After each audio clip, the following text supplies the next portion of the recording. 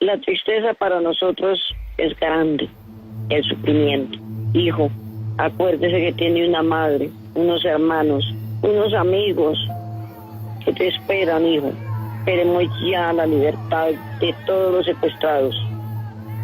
El 27 de diciembre del 97 yo me estaba graduando como economista. Al otro día, en la mañanita del domingo, cuando mi hermana Estela me llamó para contarme que habían secuestrado y que Pablo Emilio estaba vivo. Fue un ataque que tuvo un bloque de las FARC allá en el sur, y que atacaron la base del cerro de Patascoy en una noche, una madrugada, pues, en medio de la neblina, el frío, pues la atacaron con granadas, cilindros bomba, y creo que mataron, creo que fue a 12 o 13 soldados, entre soldados y oficiales y suboficiales, y no se sabía de la suerte de 16 o 17 que no los encontraban. Y después ya, pues, cuando dijeron pues que esos 16 los tenía secuestrados la guerrilla, y como en marzo, creo que fue en marzo o abril, llevaron las primeras pruebas de supervivencia, y fue cuando tuvimos la certeza de que Pablo Emilio estaba vivo. El 3 de marzo del año 98 fue donde vino, diría, para mí el descalabro más grande que ha tenido la institución. Al superior en ese momento que yo tenía, él le exigían que debía tener resultados. Entonces él tomó la decisión de meternos. La misma población civil le decían: si quiere ir a buscar a la guerrilla, váyanse para el Caño del Villar. Le dijimos: no entremos allá, mi mayor, porque no entramos cuando habían 1.200 hombres y ahorita apenas sabemos 150. Tomó la decisión, regañó a más de de los oficiales, los suboficiales, y nos metimos ahí, sí, como dijo el mono Joy, a la boca del lobo. Fueron más de 60 soldados muertos. De los 160 quedaron como unos 20 desaparecidos. Él estaba pasando por el Villar Caquetá cuando la guerrilla bajó y que hubo una matanza.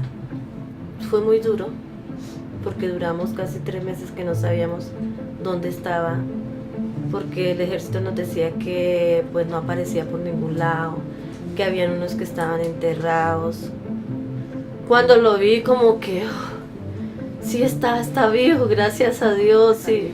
Él duró 10 años, 3 meses y 3 días en secuestro. Me amarraron de los brazos, me hicieron un brazalete, me amarraron del cuello y los brazos en la parte de atrás. Y bueno, usted ya, desde el momento que ya lo capturamos, quedó como prisionero de guerra. A usted le vamos a respetar la vida y esté por seguro que no le va a pasar nada si usted no intenta hacer nada. Ya empieza entonces, ahí diría, para mí, digamos, el sufrimiento para mí y para la familia, porque viene ese sufrimiento que duró por más de 14 años. Eso fue el 3 de agosto del 98. Nosotros estábamos alrededor de las bases militares que se postaban ahí en el pueblo de Miraflores. Nos dieron la orden de salir de las bases y nos metimos selva adentro. A las 6:30 de la tarde nos encontramos de frente con las FARC, y ahí fue donde empezó el combate. El combate duró más o menos, como que te digo yo, unos 24 horas más o menos. Eran muchos, porque salían linternas de todos lados. Entonces ahí donde nos dimos cuenta que la cantidad, el número que ellos tenían nos triplicaba. Nuestra falta de apoyo aéreo y nuestra falta de munición hizo que nosotros pues nos quedáramos y sin ningún tipo de ayuda. Ellos, en el momento que nos cogen, nos dicen que no nos van a matar, que no nos van a asesinar, que nosotros estábamos secuestrados, que lo único que querían con nosotros era una ley de canje. Si yo tengo 10 guerrilleros y ellos tienen 10 soldados, fácilmente pueden hacer el intercambio sin ningún problema. Realmente, cuando secuestran a Hernán Alexander Zambrano Manjarres, un primo hermano, ante todo mi hermano, y lo secuestran el 3 de agosto del 98 en la toma de Miraflores, Guaviare. Y bueno, yo llegué a la casa y miré por las noticias lo que había quedado, y pues era el dolor y la angustia de saber si estaba vivo o muerto. Pero antes que muerto, pedíamos en nuestra fe a Dios, pues pedíamos que ojalá estuviera secuestrado y no que lo hubieran matado ni que estuviera malherido, era una angustia muy tenaz. Y ahí cambió el proyecto de mi vida totalmente, dio un giro de 180 grados y nos dedicamos al día siguiente a ir a lugares, a la Cruz Roja Internacional, a la Cruz Roja Colombiana. Realmente era una desubicación total. A la Policía Nacional, nadie nos daba razón de qué había pasado, qué sabían, qué muertos, qué secuestrados, qué heridos, nada. Mi tío se llama Elkin Hernández, fue secuestrado el 14 de octubre de 1998 en una pesca milagrosa, en un retén que hubo en la vía Pau Gil Florencia. Mi hijo fue secuestrado el 14 de octubre de 1998 entre Panjui y Florencia, Caquetá. Ese es un lugar que se llama La Y. Ingrid Betancourt fue secuestrada en un punto entre Pauquil y Florencia, Caquetá, conocido como La Y. 5 años antes, las FARC secuestraron allí al teniente Elkin Hernández y después de Ingrid, varios civiles han sido raptados ahí mismo. 1 de noviembre del 98, la toma. Más o menos iban a ser como las 5. Yo me encontraba de servicio. Ya la información había llegado de que estábamos esperando, mejor dicho, la guerrilla. La toma ya estaba anunciada, ya había mucha gente que hablaba y decía que ellos estaban en el pueblo. Miramos la gente que iba a los alrededores de la estación, miramos que salía con sus cosas, con su televisor, su equipo, su colchón, y pasaban por al lado de uno y nos decían, muchachos, cuídense, no se dejen matar, nos decía la gente. Este pueblo está lleno de guerrilla. Miramos muchas siluetas, no los mirábamos bien, miramos muchas siluetas que salían del río agachados. Lógicamente ya sabíamos que era guerrilla. El grupo terrorista de las FARC incursionó en Mitú-Vaupés. Allí me encontraba con 78 policiales y después de muchas horas de combate, las FARC destruyeron no solo las instalaciones policiales, sino también varias cuadras alrededor, es decir, afectando la población. 1.600 hombres armados contra alrededor de 100, incluso muchos menos. O sea, yo no me explico cómo se puede hacer un movimiento tan grande de hombres, de material de guerra, sin que nadie se entere. Uno como auxiliar bachiller no podía ni siquiera entrar al cuartel. Nos sacaron de la casa, que teníamos que salir, que no podíamos estar ahí, y fue un guerrillero, fue hasta allá. Me hicieron sentar en el piso y habían como 8 o 10 personas apuntándome con el fusil desasegurado, y yo solo sentado en el medio como que, no sé, que si fuera Rambo o qué sé yo. Más o menos a las 5 de la tarde ya la munición se nos había acabado. La parte, como digo, dentro del comando ya estaba tomada por los guerrilleros. Mi coronel Mendieta en ese tiempo también, para esa hora ya lo habían tomado retenido también. Entonces ya después llegó el comandante Urias y él nos dijo que íbamos a estar en manos de ellos, que por lo del proceso de paz, que iba a haber un intercambio, que bueno, una situación ahí que él nos manifestó, y pues ahí ya nos empezaron a sacar del pueblo. Entonces nos decían, bueno, hermano, ustedes ya perdieron la guerra, ya no se van a hacer matar por un gobierno que los abandonó. Nos dijeron, los vamos a tener, hermano, ustedes indican prisioneros de guerra, ustedes con nosotros van a durar. Yo le pongo unos 3 meses. Ya las conversaciones con el gobierno van bien y ya prácticamente se va a hacer un canje por ustedes, con los guerrilleros que tenemos en las cárceles. Entonces más o menos, ahí 2-3 meses con nosotros, nos decían. Y ahí empezó la travesía, una travesía que duró 3 años. Eso fue una toma anunciada, empezó el 10 de julio de 1999. Los organismos de inteligencia del Estado ya sabían. Se cruzaron de brazos y a dejar que nos asesinaran a todos, porque ese era el objetivo de la guerrilla, llegar a Puerto Rico a asesinarnos a todos. Como a las 5 fue que inició la toma. Primero que todo lanzaron fue cilindros, después ya fueron disparos seguidos todo el día, todo el mundo grite, el desespero. Ya estábamos topados, ya la gente había ido del pueblo. Entonces el teniente lo único dijo, pues si nos van a matar, pues que nos maten a todos. Entonces yo le dije, eso no es así. Se terminó el lunes a la 1 de la mañana más o menos, que nos entregáramos, que nos iban a perdonar la vida, nos respetaban la vida. Entonces pues, eso fue lo que hicimos, salir y que saliéramos sin camisa. y nos tendieron frente a la estación en el colegio ahí. Y entonces llamaron al mono Jojoy. Cuando yo escuché eso, a mí me dio más miedo porque dije, no, pues, pensando como él, dije, da la orden de matarlos. Cuando no, llegó el otro guerrillero, no, que la orden es llévaselos. Pues no, que queda entretenido, nos dijeron. Sí. Y nos llevaron. Entonces de ahí ya nos entregaron a otro grupo y así. Eso fue terrible porque yo me enteré por la mañana y entonces yo fui hasta el comando y en el comando un policía ahí dijo que parecía que eran como hostigamientos. Ya después dijeron que no, que sí se lo habían llevado. Ni el mismo comando sabía, a los comandantes allá en la gente del comando no sabía qué era lo que realmente pasaba porque no tenían en sí la información precisa de todo lo que estaba ocurriendo en esa estación. En ese momento salía Ramírez, que era otro policía que tenía a su hermanito también allá en Puerto Rico. Y él salió feliz. Yo lo veo que sale de allá, entonces me le lanzo a averiguarle, cuénteme qué pasa. Entonces llega y me dice Ramírez, hay tantos secuestrados, hay tales muertos y el primer muerto es niño. Él no sabía que yo era la esposa de él.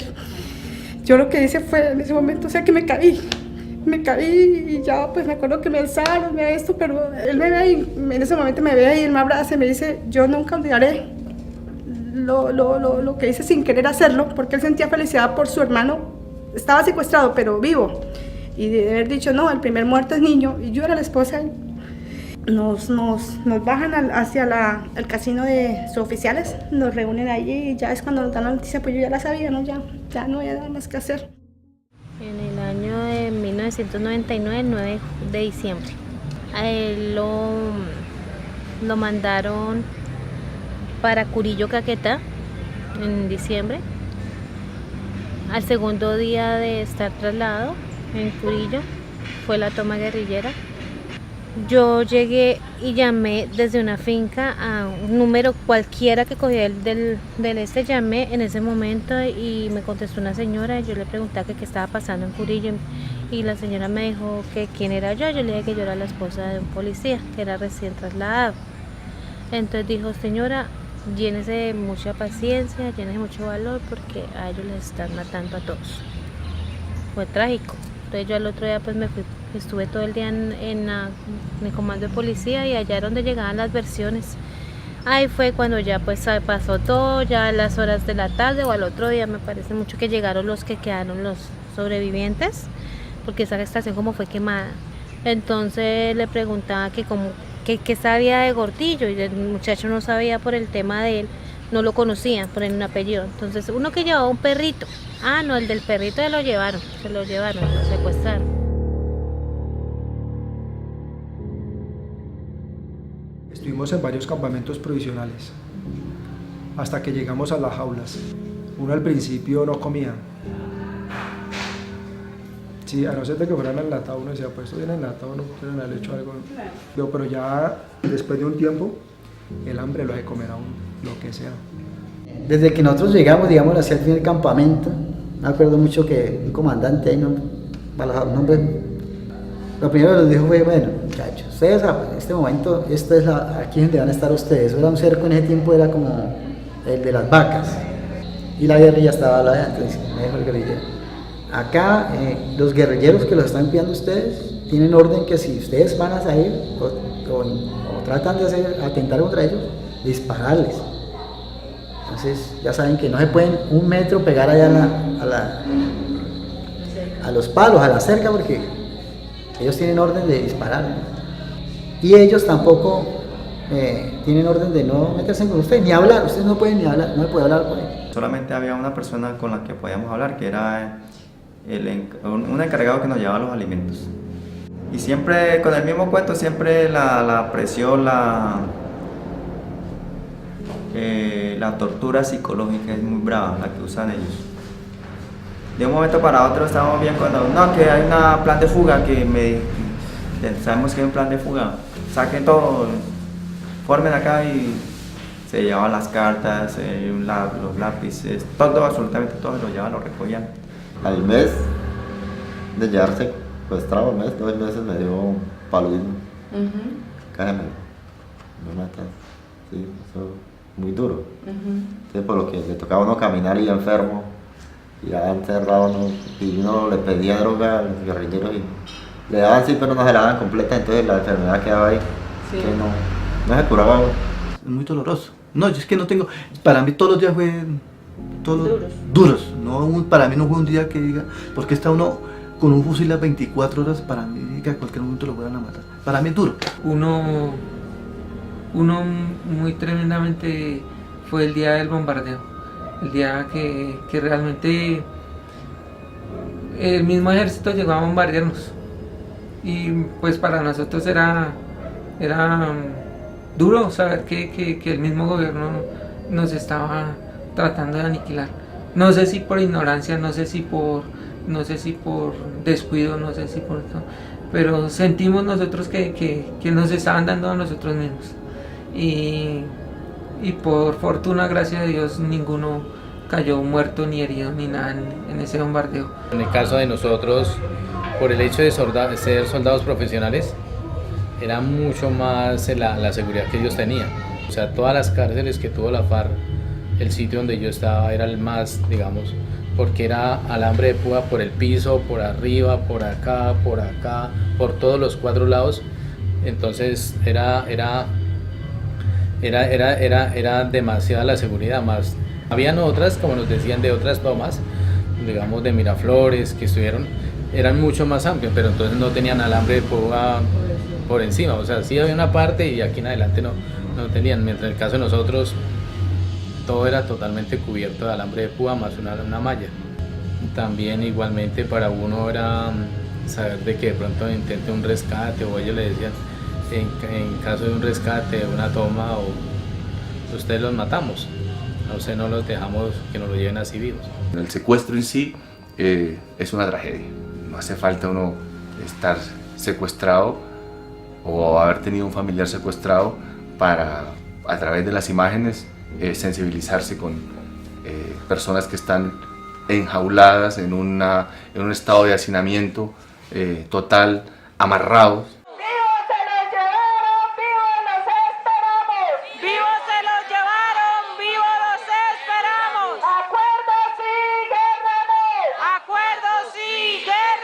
Nosotros sabíamos que las mamás mantenían haciendo marchas, trataban de irse a cualquier pueblo donde estuviera la guerrilla, donde la guerrilla les permitiera hablar con ellos.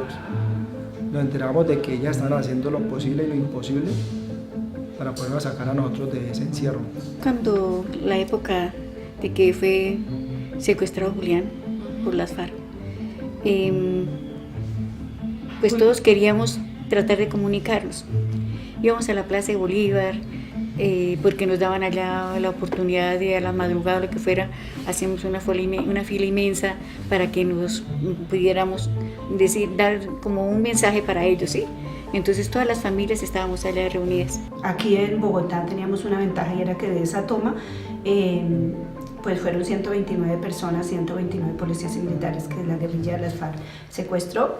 Y acá la mayoría de lo que eran soldados que estaban por la libreta militar y algunos policías regulares, la mayoría de familias estaban en Bogotá y otra en el Valle, en diferentes zonas del país. En ese momento nos acompañaba una gran esperanza, y era que iban a abrir el proceso de paz entre el presidente Andrés Pastrana Arango y la guerrilla de las FARC, pero apenas estaban digamos, en la época electoral. Se estaba yendo el presidente Samper, ya habían más secuestrados, estaban los soldados de la zona los de la toma de Patascoy, estaba del Bichada, habían secuestrado policías y un militar, estaba los del Villar Caquetá habían secuestrado, o sea, ya habían policías y militares. Y nosotros empezamos, pues estábamos en la época esperando que se llegara el momento del despeje, ¿no? y de encontrarse en el gobierno colombiano, el presidente Andrés Pastrana, con la guerrilla de las FARC.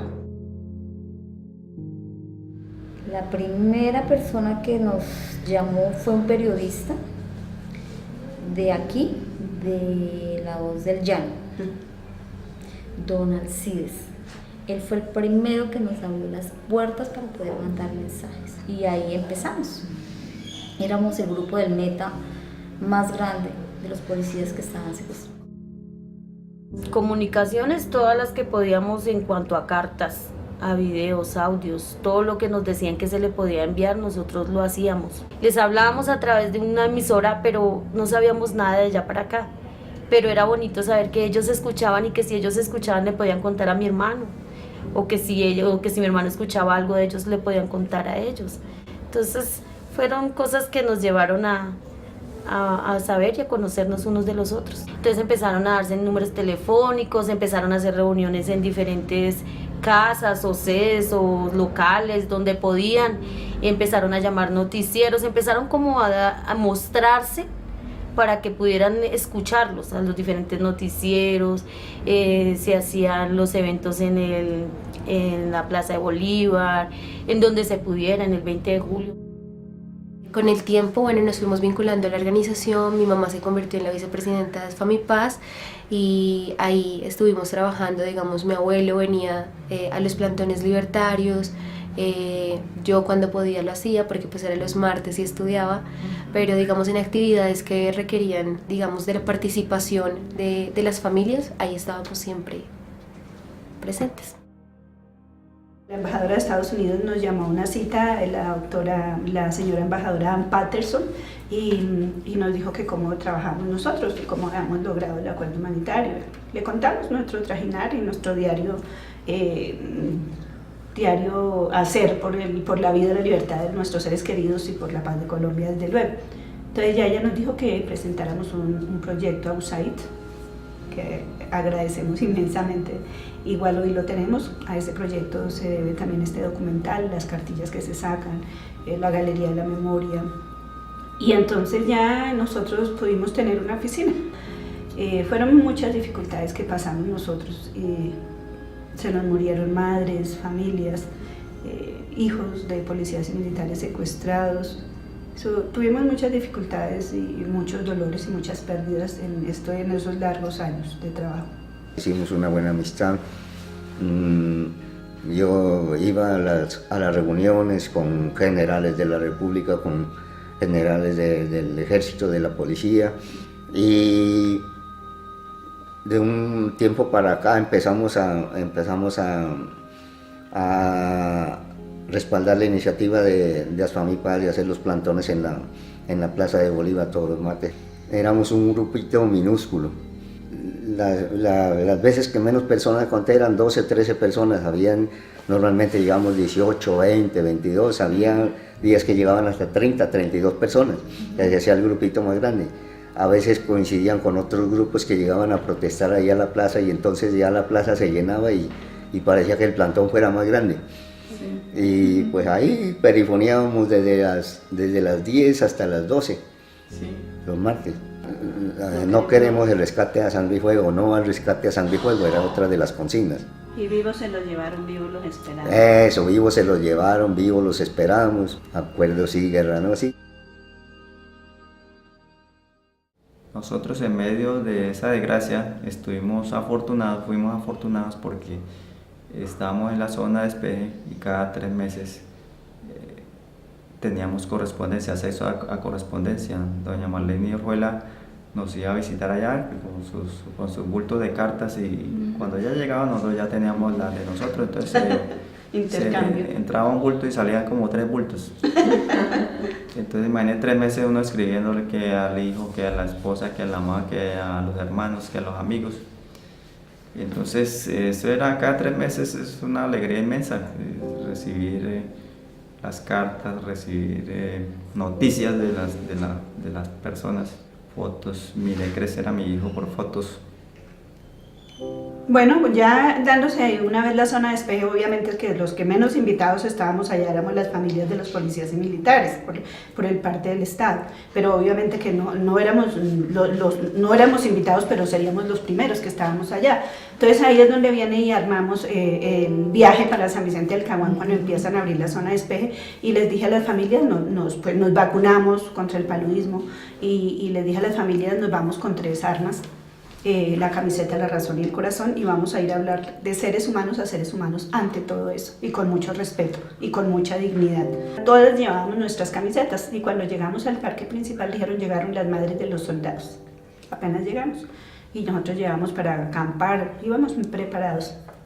cuando realmente en menos de una hora estábamos rodeados de toda la población muy solidaria de San Vicente del Caguán, que la llevamos en el corazón. Y pues ahí ya realmente uno empieza a conocer y viene el largo, arduo, doloroso y cruel caminar, porque hay mucho desprecio, mucha estigmatización. Cuando empezamos a ir allá y a hablar con los comandantes de la guerrilla de las FARC, pues empezaron a tratarnos de guerrilleras, a estigmatizarnos, a amenazarnos, muchas cosas sucedieron y empezamos a descubrir, porque le dijimos a ellos, ya nos dijeron directamente que sí, que ellos lo que exigían era el canje, y nosotros dijimos que nosotros le pagábamos, así nos tocara recoger plata en las carreteras y pedir en el país, pero que nosotros les pagábamos para que nos entregaran nuestros hijos. Dijeron, no, el secuestro no es económico, es político.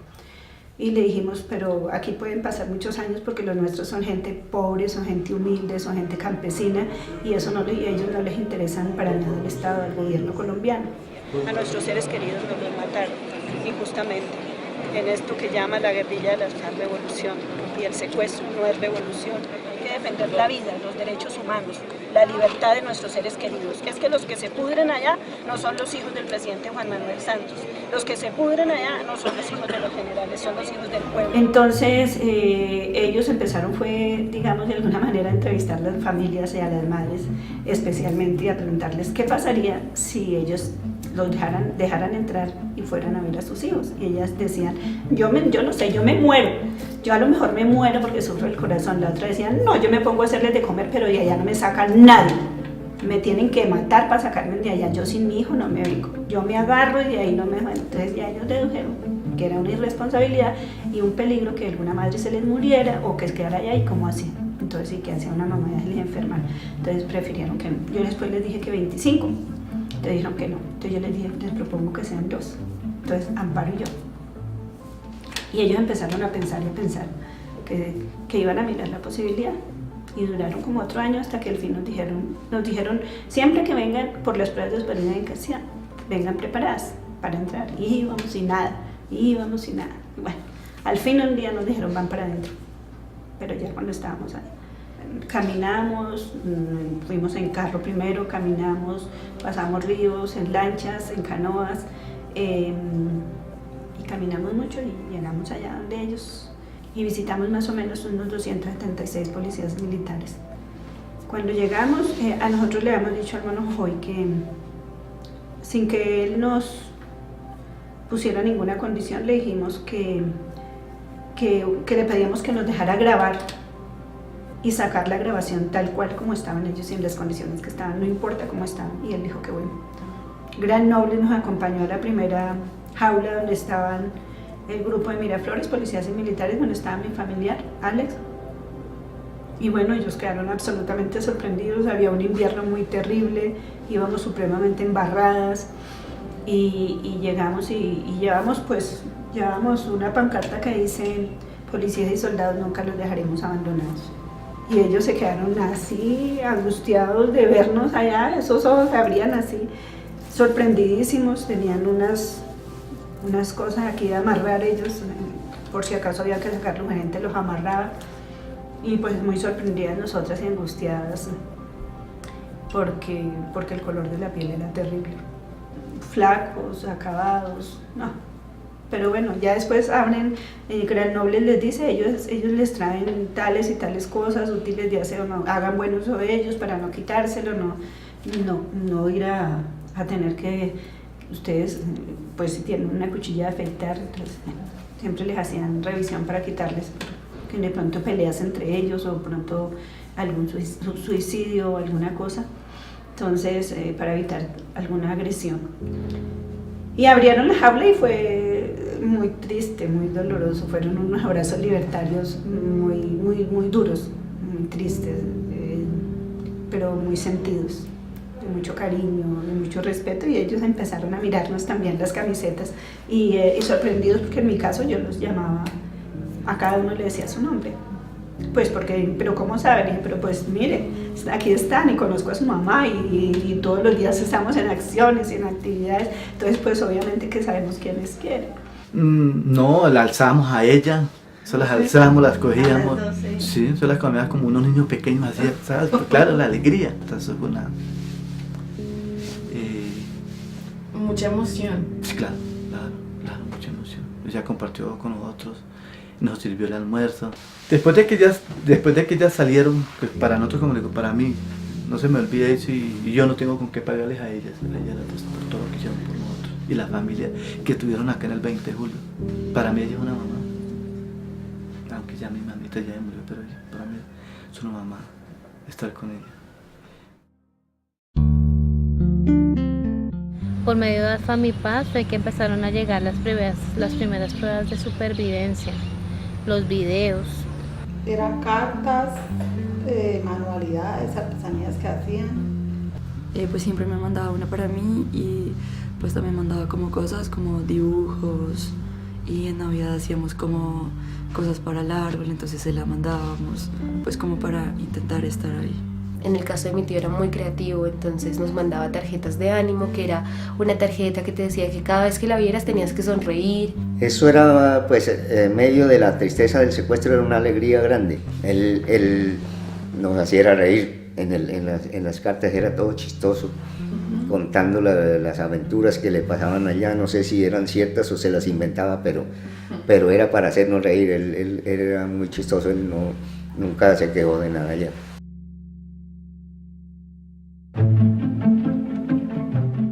En la toma a la iglesia fue cuando se reunieron todas las familias a nivel nacional exigiendo pues que nos pusieran cuidado para la liberación de los muchachos, para lo del canje. Siempre duramos hartísimo tiempo, sino que como yo estaba embarazada, la que estuvo en esa toma fue mi mamá, la que se quedaba allá, la que colaboraba, la que estaba ahí apoyando en el proceso, y yo solamente iba por raticos porque a mí no me dejaban quedar por mi embarazo. Allá en la 20 de julio unos padres que se crucificaron, nosotros nos pusimos unas cadenas, nos tocó pero duro. Apenas terminaron la misa se iniciaba el plantón, entonces cuando la gente empezó a salir nosotros nos quedamos y Marlene inició la consigna de libertad y enseguida el capellán mandó a cerrar las puertas y nosotros quedamos encerrados allá. Los medios de comunicación esperaban que se presentara alguna situación así grave o alguna cosa pues para estar al frente y salir, que eso es lo que les generaba el rating, ¿no? Pero pues en los plantones siempre llegaban ahí uno que otro periodista a hacer preguntas, a decir, a tomar fotos y toda esa cuestión.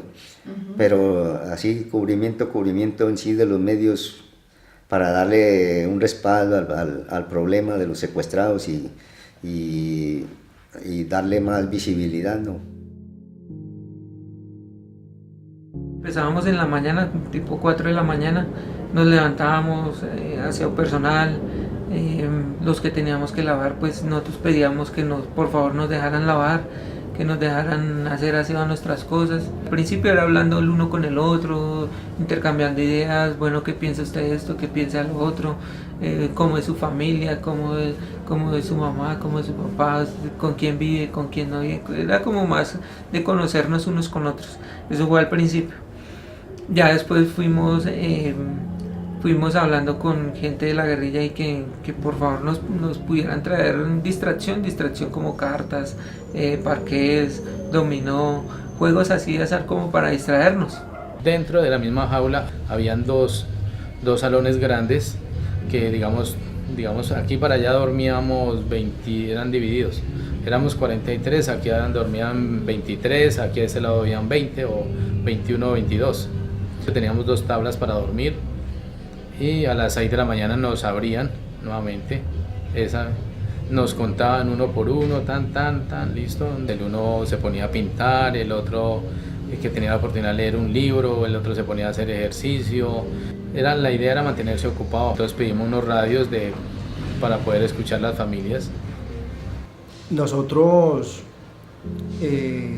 éramos pelados, éramos un grupo unido. Habíamos unos que le metíamos mucho humor, nos inventábamos cualquier pendejada, cualquier chiste, cualquier recocha. Hacíamos ejercicios, entre esos campamentos hacíamos ejercicios. Trotábamos en el puesto, pechadas, abdominales, hacíamos barra. O sea, nos inventamos cualquier cosa para tener la mente ocupada. Con nosotros se llevaron los 16 auxiliares bachilleres. Entre esos auxiliares bachilleres habían indígenas. Indígenas. Ellos sabían hacer mucha cosa artesanal. Ellos rompían una camisa y ahora de hilo y con eso empezaron a hacer manillas, búhos. Entonces ellos le enseñaban a uno. Se olvidaba uno de que estaba uno encerrado. ¿De dónde sacamos la motivación? Yo creo que se puede resumir en una frase que es muy, muy común. Dice que la unión hace la fuerza. Y cuando todos nos unimos, cuando todos le ponemos ganas a algo, lo sacamos adelante. Creamos un escudo, una coraza protectora, ¿ya? Entre nosotros. Cuando alguien estaba bajoneado, cuando alguien estaba triste, cuando llegaban malas noticias, porque también recibimos malas noticias, éramos una sola red, éramos uno solo, con todo y que habían diferencias allá adentro también, porque pues somos humanos. Pues como toda persona tiene que adaptarse a las circunstancias. Como todo ser humano, se adapta uno al entorno en que vive. Siempre hemos sabido que una sola persona no puede hacer nada, que en grupo, en unidad se pueden hacer muchas cosas. Entonces creo que fue como la ideología de ASFAMIPAS, de reunir, mirar las vivencias, qué pasaba, quiénes eran, por qué estaban. Si hubiera sido individual, no se hubiera podido lograr nada. Logramos un acuerdo humanitario finalmente entre la guerrilla de las FARC y Andrés Pastrana Arango, el presidente en ese momento. Fueron 55 policías y militares enfermos a cambio de 14 guerrilleros que sacaron de diferentes cárceles. Pero de manera unilateral, la guerrilla también liberó 304 policías y militares más, para un total en ese momento de 359 seres queridos de nosotros que podíamos, familias que lograron estar tranquilos de alguna manera. Cuando se empezaron a hablar de las liberaciones, cuando sacaron un primer grupo, llegaron allá, me acuerdo que llegó Gran Nobles, al lugar en donde estábamos, se sacó un grupo de las personas que estaban enfermas y eso fue el primer grupo de liberados. Cuando ya vino el día de que nos tocaba a nosotros, no me acuerdo cuántos días fue, la felicidad, toda la cuestión, ya mañana nos vamos, tienen que alistar todo, no tienen que andar llevando lo mismo que llevan para los otros desplazamientos, sino lo justo y necesario, porque esta es una caminata que ya es para la liberación como tal. A lista de que llevan para la casa. Pero prácticamente yo la verdad no creíamos mucho. Pensábamos que era que nos iban a mover por allá para otro campamento o algo así. Como hartas veces lo habían hecho. Supuestamente todos nos íbamos, alistamos maletas, lo que no servía quémenlo, no se pongan a cargar tanto, que eso ustedes ya van para afuera. Entonces nosotros contentos, felices, claro. Salimos a caminar, todavía estaba oscuro y salimos todos, obviamente la felicidad de caminar. Cuando llegamos a un punto empezamos a preguntar, nos dimos cuenta que veníamos solos, o sea, no venía ni oficial ni suboficial. Entonces de ahí otra vez a especular. Preguntamos y nos dijeron que no, que ellos ya venían, que venían por otra parte y que nos iban a alcanzar, que venían atrasados, que porque había algunos que venían más rezagados, qué sé yo, que nos iban a alcanzar. Y preguntamos, y no pregunten, preocupen por ustedes, no, pues, ellos van a estar bien, nos dijeron. Bueno, los comandantes los soldados salieron por acá y los comandantes salieron, bueno. Ya al ratico empezamos a darnos de cuenta, nos dijeron devuélvase, nos dimos de cuenta de que jugaron con nuestros sentimientos porque desafortunadamente, digamos, no nos dejaron enviar una prueba de supervivencia con los soldados que salieron. Quedamos un total de 28 integrantes de la fuerza pública con grado del ejército y de la policía. ¿Por qué 28? Porque allí nos reunieron con mandos de otras tomas, como fue la de Miraflores, como fue la del Villar, como fue la de Puerto Rico. O sea, un acuerdo que hicieron el gobierno que en ese entonces pues tenía la zona de extensión y que se sabía que se iba a acabar la zona de extensión, pues la subversión no se podía quedar con todas las personas que tenían secuestradas, porque eso ameritaba mucho desgaste de hombres de ellos, y no solamente de hombres, sino también de alimentación. Entonces decidieron pues entregar el personal que no tenía mando y dejar los que tenían mando, que eran más pocos, que eran más llevaderos. Nosotros caminamos muchísimo, caminamos alrededor de una semana, de día, de noche. Duramos como 24 horas en canoa, lo mismo, de día, de noche, dándole duro.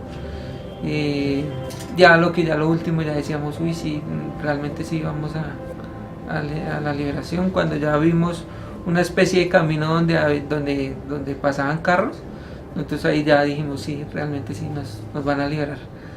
Efectivamente sí, era un pueblo y era la Macarena, que era donde nos iban a liberar. Duramos como 8 días en un campamento en las afueras del municipio de La Macarena. Y pues ahí estábamos los 252 que nos iban a entregar. Y ya pues eran momentos de alegría, ya no nos preocupábamos por saber que dónde íbamos a salir, sino que ya teníamos un día de monto fijo de que íbamos a salir. Pero ya cuando llegamos y ya miramos toda la gente que lo recibía uno, los familiares, mi mamá, mi hijo, mi esposa, pues ya fue todo alegría. Muchos aplaudimos y esto, pero yo por lo menos no estaba todavía convencido de que sí. Yo me convencí que estaba liberado cuando me bajé del avión y me dijeron, ya puede caminar libre, vaya cuando usted quiera, por este lado. Ahí me convencí que realmente sí había estado secuestrado y que ese era un día muy, muy feliz para mí. Miré a mi mamá, se botó al piso, se arrodilló dándole gracias a Dios. Mi hermano parecía un loco, tomé fotos. Y resulta que muestre las fotos y no tenía pilas. Y me sentí libre cuando estuve en Melgar y ya miré a mi mamá y la abracé y eso. Ahí me sentí libre ya. Sin embargo, no tanto. Porque decía, cualquier cosa puede pasar de aquí hasta la casa. Cualquier cosa puede pasar. Y me sentí ya fue súper bien cuando estuve en mi casa. Cuando estuve ya en mi casa con mi familia y mi gente. Después de la zona de despeje con el presidente Pastrana, fue muy dura porque pues dentro del campo de concentración, como le digo yo, pues al final de cuentas estábamos sueltos, podíamos movilizarnos de eso, así fueran 15, 20 metros, podíamos movilizarnos ahí, pero ya después de que se acaba la zona de distensión, Martín Sombra nos colocó una cadena en el cuello con otro, y ahí fue más o menos, yo duré encadenado con otro, más o menos alrededor de más de 9 años encadenado. La jaula de nosotros era la más segura y a esa jaula llegaron el resto de suboficiales después de que entregaron los soldados y policías. Ahí trajeron a Alan Jara, trajeron a una congresista llamada Consuelo González, trajeron a los de la toma de Miraflores, la toma de Mitú, a todos los mandos. Nos separan de todos, digamos, éramos 27 mandos, estaba el general Mendieta, coronel Rodríguez, hoy en día, los sargentos Marulanda, bueno, con eso unos para un lado. Ellos quedan como en el meta y nosotros vamos para el Guaviare. Nosotros más o menos duramos caminando fueron como 2 meses y medio sin sacarle punta. Si descansamos 2, 3 días era mucho y hágale. Y después ya cuando digamos viene la época de Uribe, eran constantemente todos los días caminas si fueran 500, hoy todo el día desde las 6 de la mañana hasta las 4, 3 de la tarde, hágale. Teníamos claro que los mismos comandantes de las FARC, cuando pudimos interlocutar con ellos antes de cerrarse la zona de despeje, pues ellos nos dijeron, si van a rescatar a sus familiares y nosotros no podemos sacarlos vivos, los matamos. Y ya cada uno tenía un guerrillero que sabía quién nos mataba. Entonces, ¿cómo nosotros íbamos a decirle al país y a los gobiernos, que pasaron 5 gobiernos con nuestros seres queridos secuestrados, porque duraron hasta 14 años pudriendo en las selvas, cómo íbamos a decirle sí al rescate? Aunque pasó lo que pasó con la Operación Jaque, pero eso fue única, y eso porque el gobierno de Estados Unidos y de Francia ayudaron para ese rescate, pero ya apoyaron ese rescate, por eso salió también así. Pero ¿acaso se nos olvida el rescate del presidente Uribe, que autorizó a Urrao Antioquia, o el presidente Santos, que autorizó en Solano Caquetá? Entonces ellos, los gobiernos, esos 2 gobiernos autorizaron el rescate a sangre y fuego de nuestros seres queridos en nombre de eso que llaman patria, y la guerrilla de la FARC los asesinó en nombre de eso que llaman revolución. Entonces para nosotros era cruel, está demostrado, era así. Entonces nosotros siempre le decíamos no al rescate a sangre y fuego, vivos se los llevaron, vivos los esperamos, acuerdo sí, guerra no. Llevaban 14 años pudriéndose en las selvas de Colombia 3 policías y un militar. José Livio Martínez Estrada, Elkin Hernández Rivas, Edgar Jessy Duarte Valero, Álvaro Moreno. Y el presidente Santos autorizó ese rescate, irresponsable también. Y los mataron después de estar viviendo 14 años de secuestro. ¡Por la libertad,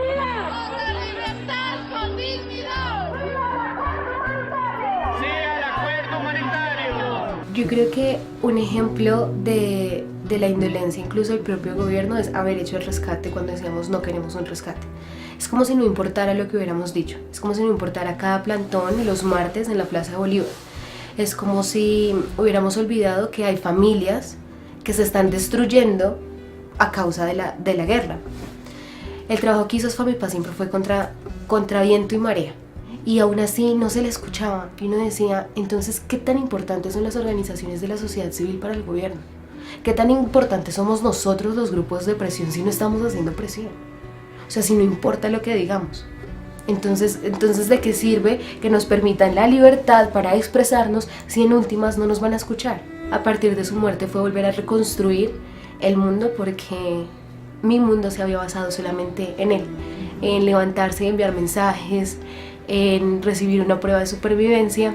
Se convertía en la esperanza, y yo pensaba que con cada prueba era como más cerca a su libertad, era más cerca a su regreso, pero pues no todo el mundo regresa de la misma manera. El 26 de noviembre del 2011, aunque en principio el gobierno no quería aceptar que era un rescate militar, después se comprobó que sí lo era. Allí murieron todos sus compañeros, excepto uno, Erazo, que volvió a la libertad. Desde el rescate de Sangre y Fuego fue muy duro. Yo estaba en Australia, pero sentía como si otra vez hubieran matado a mi papá, porque debe ser muy duro como esperar 10 años para que te maten por la espalda. Más que todo es como perder la rutina, pues porque tú estás acostumbrada a esperar a alguien y hacer mil planes para cuando él llegue, y pues como saber que eso no va a ser, o sea, que lo que tú hiciste durante 10 años ya no va a ser, ni va a pasar, ni hoy ni nunca. Pues lo más terrible fue no haberlo podido recibir como muchos vivos, ¿no?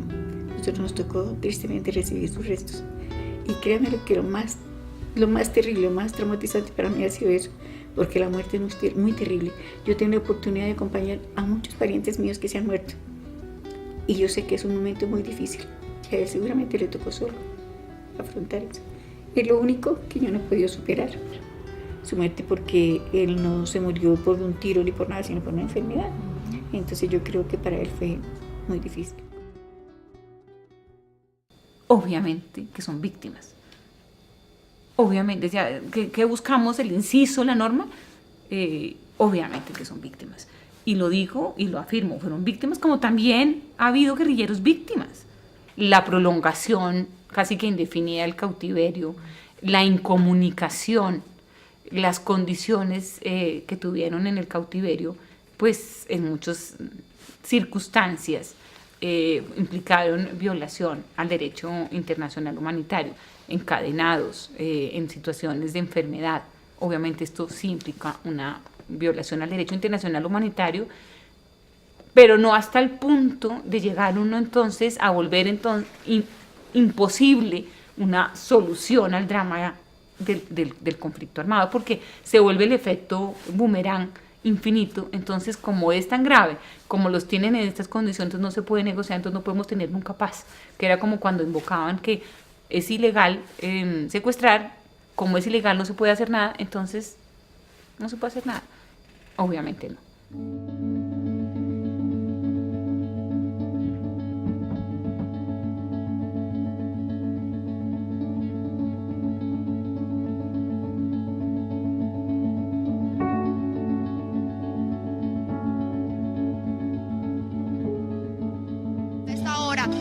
Varios militares y las familias se acercan para ese primer reencuentro. Las familias de estos 3 oficiales de la policía y un suboficial del ejército que fueron rescatados en la operación Camaleón. Momentos emocionantes, toda la gente quiere ir a abrazar al general Mendieta después de 12 años de estar lejos de su familia, le llevan flores. Allí estamos viendo primos, allegados, vecinos, también familiares de otros secuestrados que han llegado hasta ese punto para conocer noticias de sus seres queridos, quienes todavía permanecen en poder de las FARC. Ya último, cuando nos tenían realmente los 10 que fueron los últimos que nos entregó la FARC para el inicio del proceso de paz, que era constantemente, era todos los días camine. Fuimos los últimos, fuimos como, digamos, el que le dimos el inicio a ese proceso. Y ahí prácticamente nace lo que hoy no se reconoce, no se rememora, no se recuerda, y no se ve que también el trabajo de nosotros tuvo mucho que ver con este proceso de paz que hoy están dando, y que ojalá se haga realidad, porque nosotros creemos en los hechos y no tanto en los discursos. todavía se lucha con ese secuestro. Hoy puedo decir que tengo de 1 a 10 un 5 ganado, de recuperar mi hogar, mi familia, mi estabilidad, y de mirar a José que a pesar de todos los problemas e inconvenientes que él tiene de salud, él lucha por no derrumbarse y por estar bien para nosotros. Yo no sabía que eso traía secuelas, llegaron la irritabilidad, la ansiedad, la depresión, la ausencia, todas esas cosas que son las pesadillas, que eso era insoportable. 4 veces, 5 veces en la semana, en la noche hasta 3, 4 veces la pesadilla. Yo no sabía, a mí nadie me ha dicho eso, que eso tocaba tratarlo. Yo, por ejemplo, iba por la calle y siempre cualquier ruido uno se asusta, ¿sí? Y los sueños, pesadillas así que tiene uno, o a veces todavía. Sale uno con la mente vuelta nada, porque es que uno queda marcado de por vida. Yo tengo estrés postraumático, no puedo dormir, a veces sueño que me está dándome plomo con la guerrilla, ahorcando a la gente. A uno en ninguna parte le han entrado, porque le dicen a uno, no, esta persona es psiquiátrica. Hay soldados que están acá en la calle del Cartucho, de indigentes, soldados. Hay policías que se han matado, compañeros míos que se han matado. A nosotros nos tienen abandonados. A nosotros los policías y los soldados nos tienen abandonados. Nos olvidaron de nosotros. Olvidados. Yo no era así, yo antes del secuestro no era así. Pero después de todo... Y vine a experimentar eso fue hace poco. Porque yo no aceptaba que tenía esos problemas. Tiene pesadillas. Y esas pesadillas, pues, siempre las ha tenido. Mi papá como que grita, dormido. Mamá le toca levantarlo, amor, tranquilo, amor, es un sueño normal, es una pesadilla. Me retiraron de la institución. Yo estoy yendo a control con el psiquiatra y tomo medicamentos. También tengo otras lesiones pues, corporales, que pues eso todos los días me recuerda al secuestro. Yo era más activo, yo reía más. Yo era más recochero. Yo era uno de los recocheros en el encierro. Yo era los que trataba de hacer reír, de molestar, de ponerle ambiente a ese infierno. La policía no estaba preparada para atender las personas que salían de un secuestro. Y ellos pues no tuvieron la gentileza de realizar, digamos, como un plan de acción para atenderlos a ellos, sino que normal de ellos era mandarlo uno a hacer una actualización de lo que es las normas policiales y ponerlo a trabajar, ¿sí? Y lo pusieron a trabajar uno común y corriente, no como ahora pues que ya saben cómo deben de atender a una persona que viene de un cautiverio, como sucedió con los que salieron hace poquito, que duraron 13 años, ya tenían la experiencia. Con nosotros no hicieron nada, ni de las personas, de los policías que salieron del secuestro, ni de los familiares tampoco. Yo sí tengo mucho dolor de ver de cómo salió él, ¿no? Y cada vez que lo veo, yo lo abrazo y lo aprieto y él me aprieta, como si no lo fuera a volver a ver, como si ese pasado volviera. Obviamente ya viejita, mi madre de crianza falleció, los sobrinos que había dejado niños ya eran unos, después de 14 años que tenía 9 años, ya son 14 y 9 serían 23 ya. Y en la parte, digamos, la tecnología porque cuando a mí me secuestran, digamos, el que tenía un celular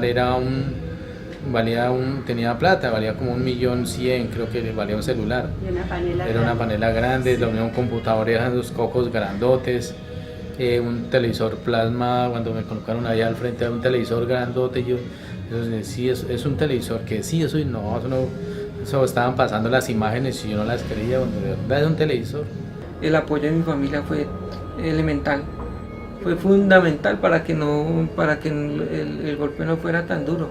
El secuestro sea de 2, 3, 4 años, 1 año, 10, 15, 14 años, 12 años, deja muchas secuelas de daños psicológicos, psiquiátricos. Y yo creo que esa es una de las las falencias de las instituciones estatales y es fortalecer realmente el apoyo psicosocial. Creo que ha sido una falencia enorme que han tenido las instituciones que tienen que mirar y remirar, porque yo creo que ahorita mucha gente está afectada por la guerra. Este es un gran momento para apoyar a las Fuerzas Armadas y a su gente, a cada uno de sus policías y militares que han quedado afectados por la guerra, aunque no hayan estado secuestrados, pero han estado en combates y han pasado cosas terribles que ellos mismos han vivido y han visto. Entonces eso les afecta a ellos. Lo que yo tengo lo he trabajado, no me han regalado nada. Pues uno esperaría que de pronto le dieran algo, ¿no? Como de pronto mucha gente le dice, no, ustedes se merecen que los pensionen, ustedes se merecen que le den una casa.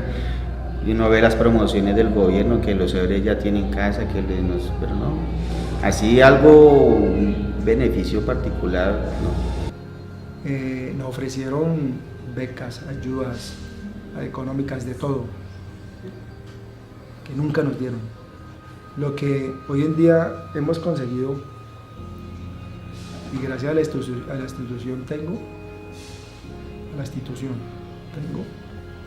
es porque desafortunadamente nos ha tocado pedirse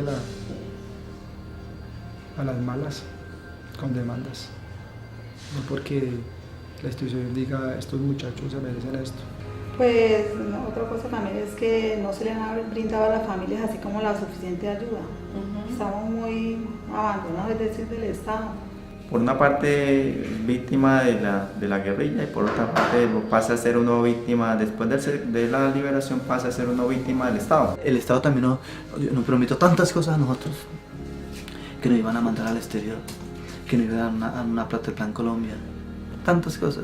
Entonces, le duele más, psicológicamente nos torturó más el Estado que la misma guerrilla. La verdad no hemos recibido nada, como le digo, pretendí yo precisamente pedir por mi situación y siendo yo profesional y todo, de pronto que me colaboraran un empleo, alguna cosa a nivel de colegios de policía y eso, y la verdad nunca me hicieron perder cantidad de viajes, hablé con el uno, hablé con el otro y la verdad nunca recibí ayuda. Somos víctimas de un conflicto armado que prácticamente no es de nosotros, ¿sí? ¿Sí? Vivimos en un país, somos creados en este país, ¿sí? Pero pues este conflicto no es de nosotros. No tengo la pensión, no tengo, sé que algunos y a la totalidad de mis compañeros ya tienen la pensión. Yo no, yo tengo la demanda al Estado, al Ejército y sé que eso en algún momento ha de salir. En una de las cartas que escribí, cuando estábamos en un campamento escuchando la radio, escuchamos que había un compañero de MeToo, un amigo de MeToo, que era menor que nosotros, que había ido becado, porque fue una noticia, fue becado para estudiar en Cuba medicina, y se fue para allá becado. Entonces de ahí fue donde yo escuché que eso se podía, y por eso, esa fue la razón por la cual yo me la arrevé y le dije a doña Marlene, o sea, uno de mis objetivos en la vida es ser médico, ¿usted me puede ayudar con eso? Y afortunadamente hoy puedo decir que alcancé esos dos objetivos, porque muchas personas no creen en el cambio. No, esta cuestión ya quedó así, ya fue y listo. Pero claro, si no hacemos nada para cambiarlo, pues se va a quedar así. La paz tiene que venir y se ha demostrado que a punta de bala por ahí no va a llegar. La violencia solo genera más violencia y eso es lo que hemos estado viviendo. Más de 50 años de lo mismo. Más de 50 años de muertes, de dolor. Hay personas que nacieron y murieron en un país en guerra. Yo no le guardo rencor a nadie, ni a las FARC, ni al gobierno, ni a nadie.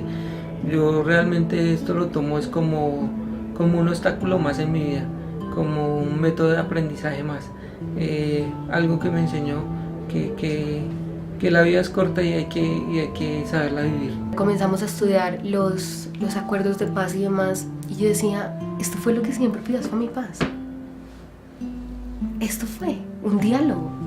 Es que no estábamos pidiendo otra cosa. Que se dio años después, que tuvieron que haber muchas víctimas, bueno, pero fue en últimas lo que siempre se pidió, dialogar. Esto es por las víctimas, esto es porque el país merece algo diferente, esto es porque el campo merece algo diferente, esto es por lo que él quien murió en últimas. Yo estoy muy convencida del proceso de paz, independientemente de todos los errores que pueda contener. Ha sido la mejor manera de decirle no más al conflicto. Es muy triste, a él que lo asesinaron, pero dijimos, es un momento de la vida y digamos, quiero esto para otra familia, quiero otra Magdalena en el país, quiero otra Lina en el país, quiero otro Elkin en el país. Ellos acabaron con poblaciones, ellos las reconstruyen. Y esa es la mejor manera de garantizarle al país una paz estable y duradera. Porque si ellos nos quitaron el sueño de vivir en una Colombia en paz, que ahora nos lo devuelven. Y esta es la mejor manera. La paz en este país es un proceso largo, de muchos años. Para que la paz empiece desde la cuna de las nuevas generaciones que vean que se puedan educar desde allí, para que vayan entendiendo cuál es la situación, los beneficios de la paz y cómo nos debemos tratar socialmente los colombianos. Los que no han sufrido la guerra, los que hemos vivido la guerra desde el 9 de abril de 1948 para acá, los que tuvimos que dormir mucho tiempo en el monte huyendo de la muerte, los que vimos caer familiares, los que nos desplazaron. Para uno, como víctima, es el que está deseando la paz, porque nosotros no queremos que esa situación se repita ni con el vecino, mucho menos con nuestras generaciones, con nuestros hijos y nietos, con la esperanza de que algún día, si uno no conoce un proceso o los efectos de un proceso de paz, que por lo menos ellos lo conozcan, que puedan vivir y morir en paz. Yo los perdoné a las FARC hace como unos 3 años, que ya como que eso ya es un pasado, o sea, hay que buscar como que uno quiere ser.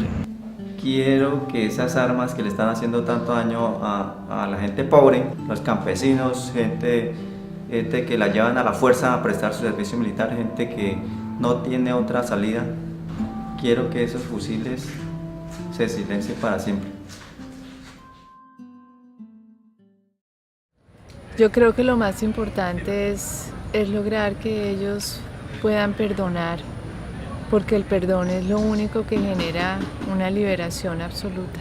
Con los jóvenes, pues el objetivo básicamente era el mismo, lograr que ellos puedan perdonar, pero perdonar no solamente a la guerrilla o a todos los actores involucrados en la situación del país, sino perdonar por las cosas o por las situaciones más cercanas a ellos, ¿no? Que les duelen, que traen desde su infancia, en su familia, en sus relaciones personales.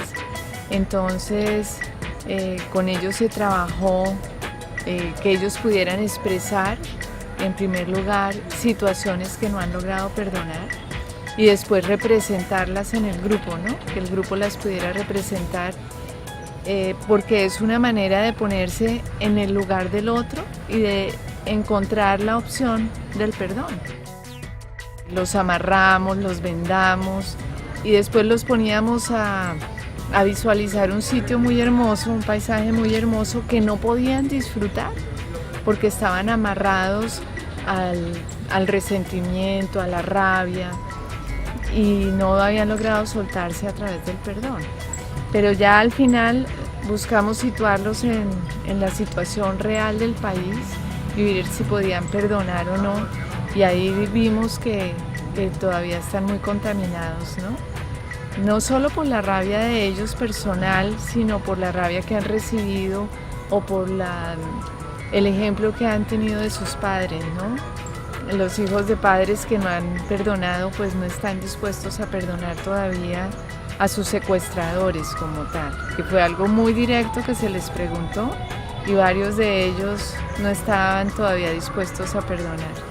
Con los niños hicimos un juego que hicimos también con los adultos, que era jugar a la lleva con una mochila muy pesada y tratar de coger a los demás pues con esas mochilas tan pesadas y después hacerlo sin las mochilas, para luego sentarnos a revisar qué se sentía llevar esas cargas tan pesadas y compararla con el peso que llevamos cuando tenemos rabia, dolor, heridas abiertas.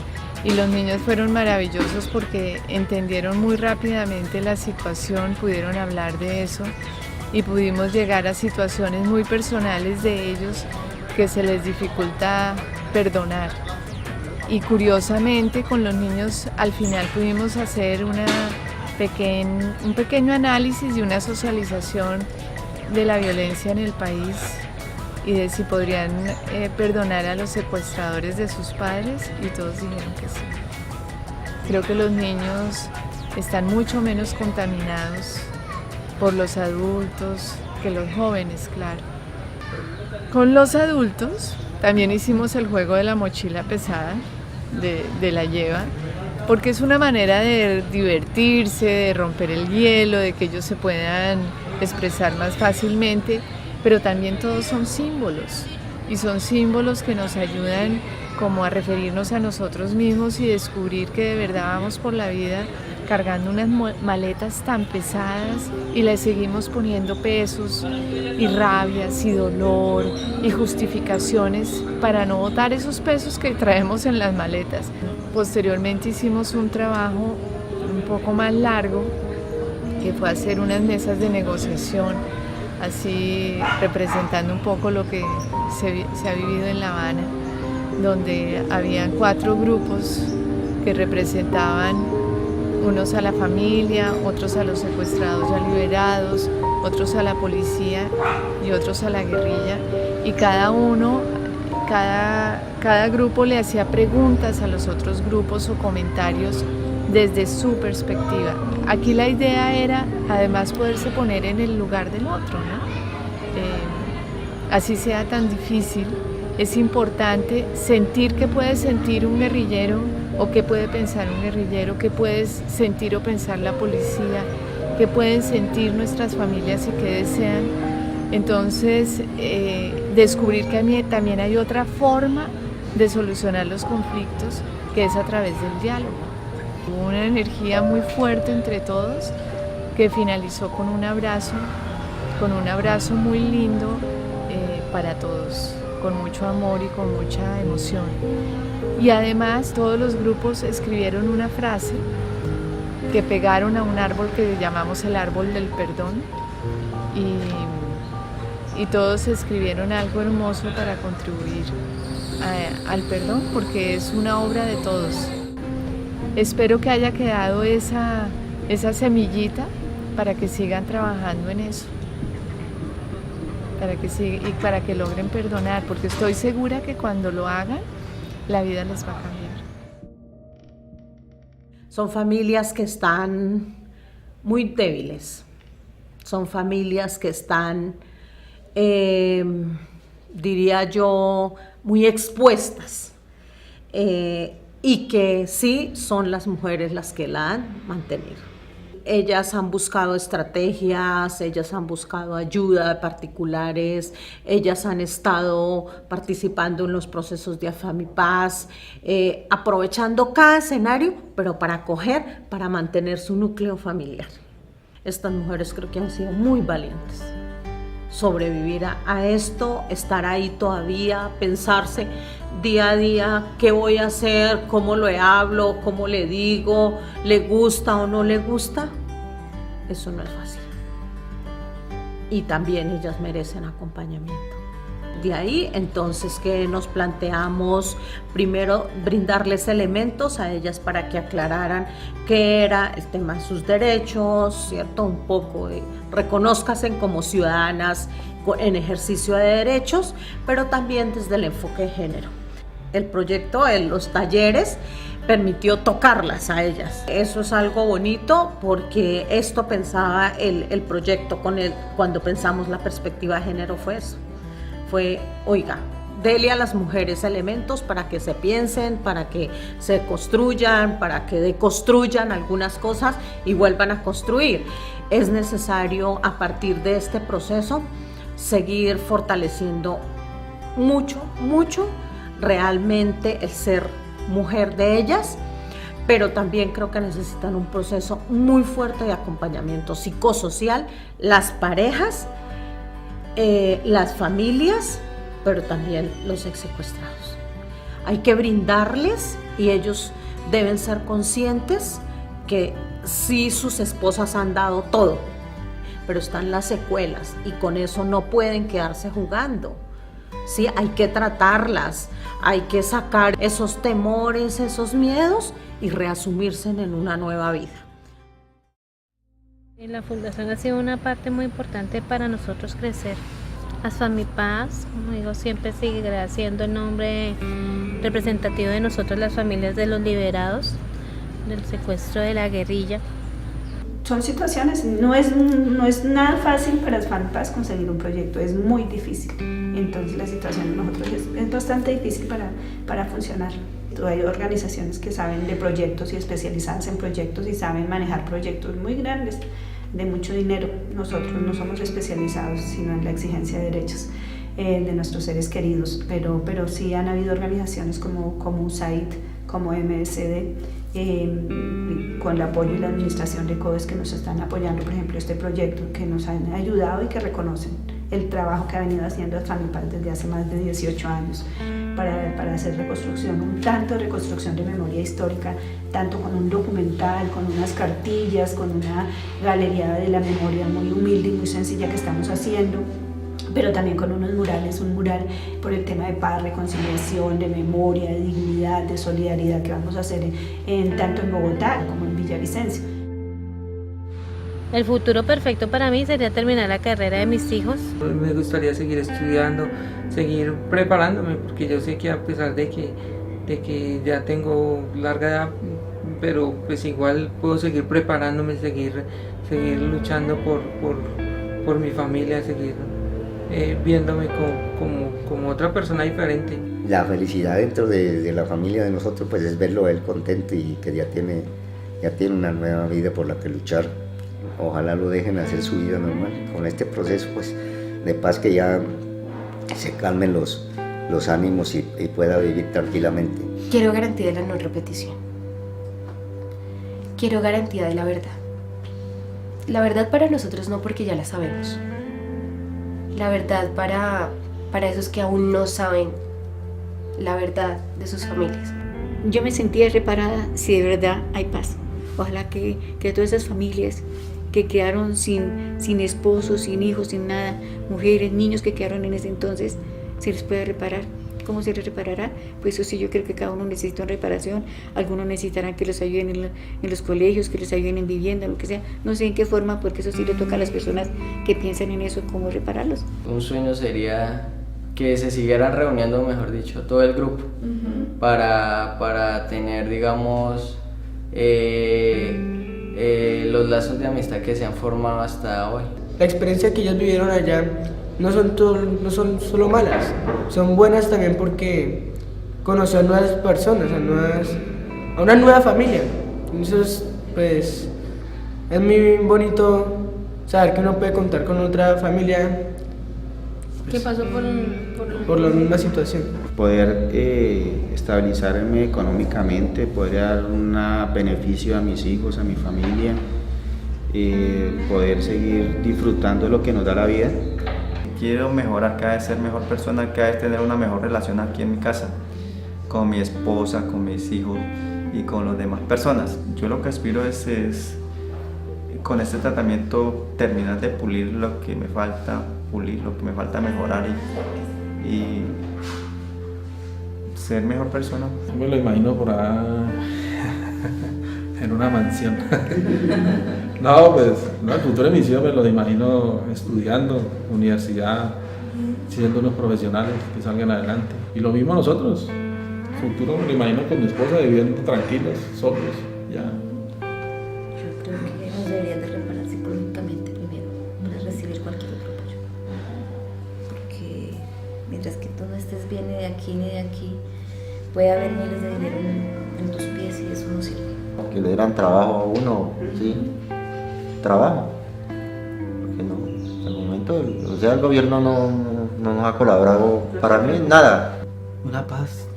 Una paz que no haya más violencia, que se acabe esta guerra para todos. Está bueno ya. A punta de golpes, a punta de bala, esto no lo vamos a solucionar.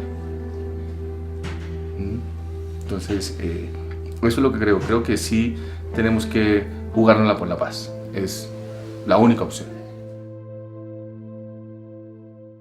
como una camisa de fuerza, ¿sí? El secuestro es como una camisa de fuerza, ahí es donde tú no te puedes mover, tú no puedes hacer nada.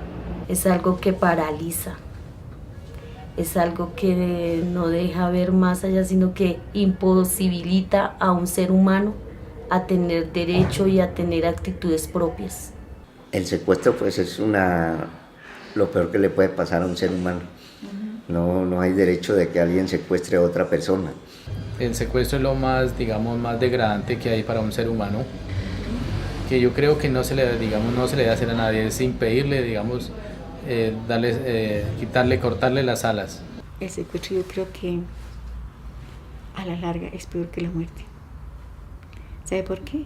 Porque tiene la muerte y uno sabe dónde está su ser querido, pero cuando los secuestraron y pasaron tiempos que no sabíamos de ellos, y cuando ellos nos escuchaban de pronto a nosotros, pero nosotros no sabíamos de ellos, eso es muy difícil. Para mí el secuestro es privar a una persona de su libertad. Para mí el secuestro es muerte, porque estás muerto en vida. O sea, como que no estás viviendo ni estás dejando vivir. El secuestro es un acto abominable, quitarle su libertad, mocharle sus sueños,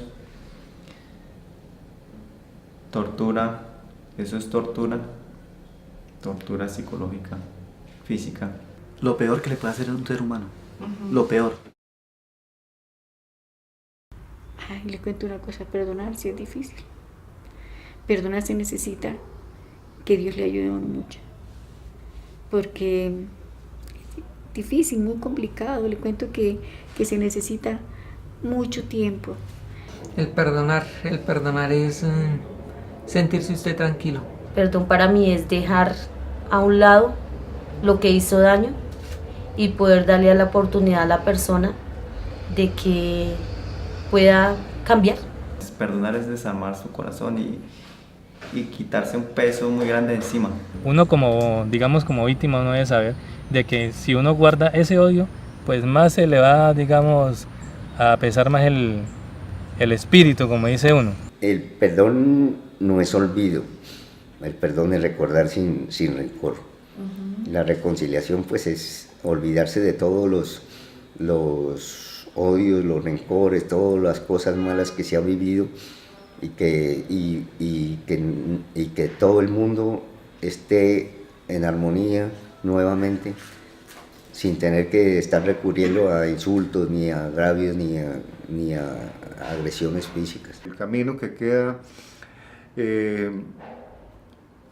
hacerle publicidad al amor y a la amistad y al buscar el perdón y confiar en que Dios nos pueda ayudar, que así como llegaron los últimos retenidos en combate libres y sanos, pues que también este proceso de paz pueda llegar a feliz término. La reconciliación es el mejor regalo que podemos darle a Colombia, que todo el mundo nos reconciliemos. Nadie dice olvidar, porque a mí no se me ha olvidado que yo estuve secuestrado y seguramente a mi familia tampoco se le va a olvidar. Y posiblemente también cuando sea viejito, lo que voy a estar hablando es cuando yo estuve secuestrado, porque esas son las cosas que le quedan a uno marcadas y que le quedan a uno ahí cuando uno está viejito. Hay que buscar la paz. Para que haya paz tiene que haber perdón, tiene que haber reconciliación.